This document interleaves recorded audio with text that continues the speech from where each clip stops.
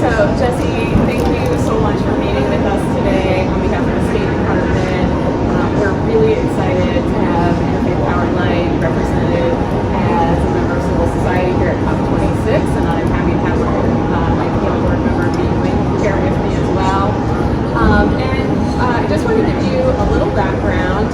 So Interfaith Power and Light, ahead of COP26 in preparation, we wrote up a letter to President Biden and members of the administration, asking for some specific outcomes that we would like to see as a faith community from COP26.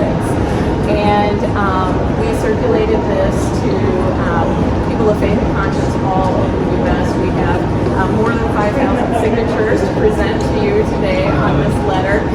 And if it's okay, I'd like to go ahead and read the letter for you. Dear President Biden, as people of faith and conscience from throughout the United States, we understand the moral opportunity for the U.S. to show leadership in solving the climate crisis. The Conference of Parties negotiations are the global arena in which decisions about nations' commitments are made, and as such, are also the stage in which the U.S. can demonstrate its own commitment to justice and equity, especially for those most vulnerable to climate impacts.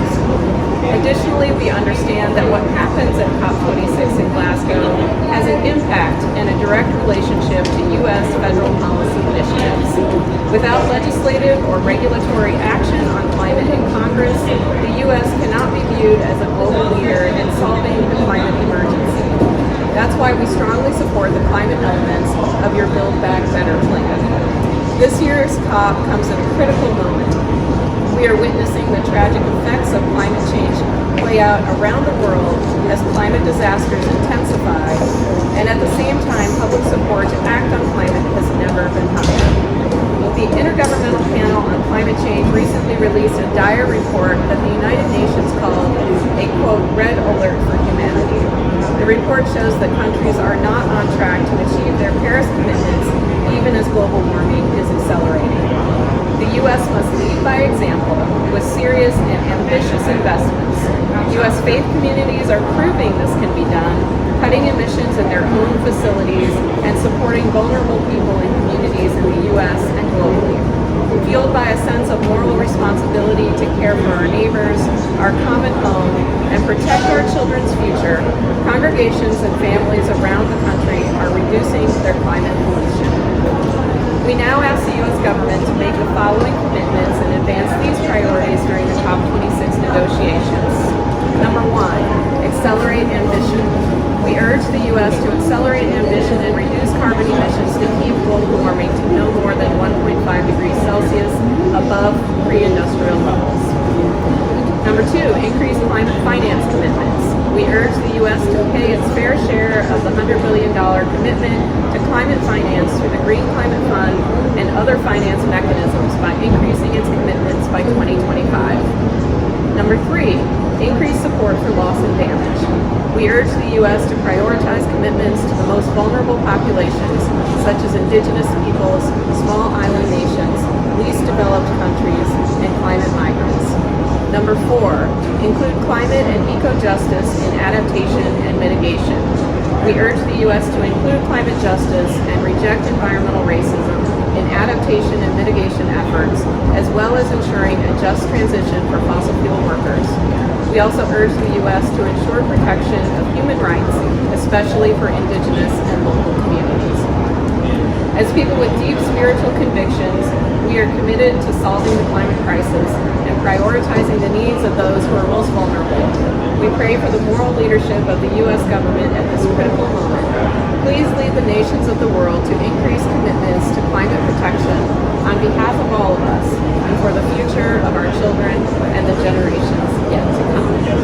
It is signed by, as I said, more than 5,000 people of faith from all across the country, and they are in order of state, so if you want to browse, and I'm going to hand you the letter as well.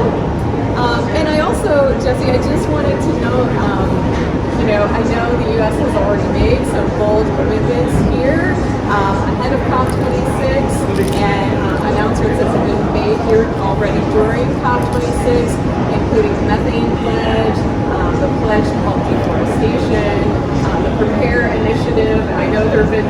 You've been others. paying attention, yeah. Yes, I know there have been others, and I just want to express our gratitude for the work that you and your colleagues and the administration are already doing, and know that you have our support and prayers as you do this work.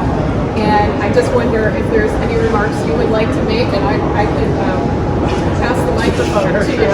Sure. Let's see here. Why don't I just hold it? Does that work? Yes, I think so. Thank you so much both for first taking the time and the effort to come to the COP. I know getting here is a challenge, getting a badge, getting into the venue, flying over here takes a lot of time, it takes a lot of resources. Your voices are so important to this process. Nominally, this is a government-to-government process, but I think we all realize that it's so much more. We are here speaking for our entire societies, cities, states, religious communities, academics, businesses. The whole of society has a stake in this process, whether they're here or whether they're not. So listening to those voices is so important. And I think specifically, the voices of faith communities bring an enormous message of moral clarity in this process that is really important to our work. This is not just a technical conversation, right? It's not just about metrics on greenhouse gas tonnage and amount of dollars mobilized. It's about lives, it's about quality of life, it's about livelihoods. And I think that's what is so important in this letter here. As much as the U.S. is doing to step forward with a 1.5-degree NDC, quadruple U.S. financing for international climate development and aid by 2024, there's much more we need to do. And that's not self-executing, right? We've made a lot of important pledges, we're committing ourselves to policies here, but this is the first mile marker in a marathon.